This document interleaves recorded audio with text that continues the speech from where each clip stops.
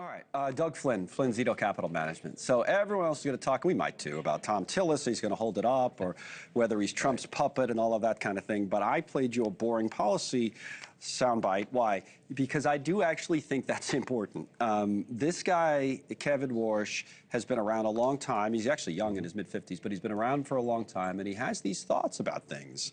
What do you think of him as a Fed chairman? He, for example, thinks interest rates are more important than buying bonds and working the balance sheet. I mean, what might he mean for people if he's confirmed? Yeah, so I think that, well, he's trying to convince everyone that he'll, of course, be independent while Trump is shouting he wants lower rates, but also staying true to that and getting that across to the markets and to the people. And I think overall, that's the message that he's conveying, is that, yes, interest rates are important, and that's what they ultimately decide on.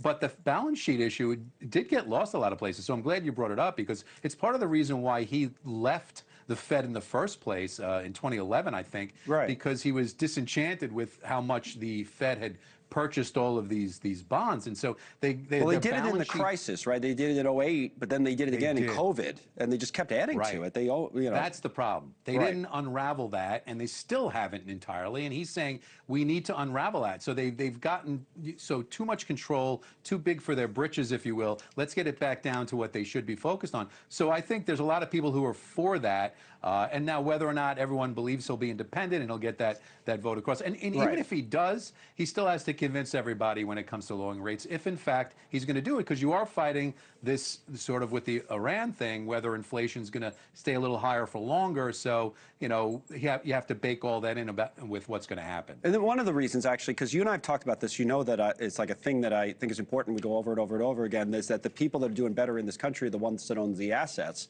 Rather than rely on month-by-month, paychecks. And that's Warsh's point about the balance sheet, is that if you're buying bonds, which is essentially what we mean if you're adding to the balance sheet, you're going to help inflate asset prices. And wealthy people own a lot of assets who could do really well. But he thinks regular people, essentially, would do better if he just focused on interest rates. Do you think that part's true? Well, it can be, because part of it is people that don't have a lot of assets, they're probably using debt. And when you're using debt, you're using, debt at the current rates. And if the current rates are high, then you're paying more for your auto loans and your mortgages and everything else that you do. So they're much more reliant on the debt market, if you will. They're not participating on the other side of having the investment. And so perhaps if rates are lower overall, that will help the people that don't necessarily have Interesting. assets. Got, maybe 30 seconds or slightly more. The new Apple guy, it was a big deal, obviously, when Tim Cook came in. He was replacing Steve Jobs. This guy, John Ternus, is now replacing Tim Cook, and that's also a big deal. What should we know? It is. Well, you remember Trump called him Tim Apple. Now I guess he's going to call this guy John Apple. Very good. So, yeah, very good. So here's what happens. The point is that this is a hardware guy, and there's no question he's been there 25 years. He's done a fantastic job in all of the hardware parts of it.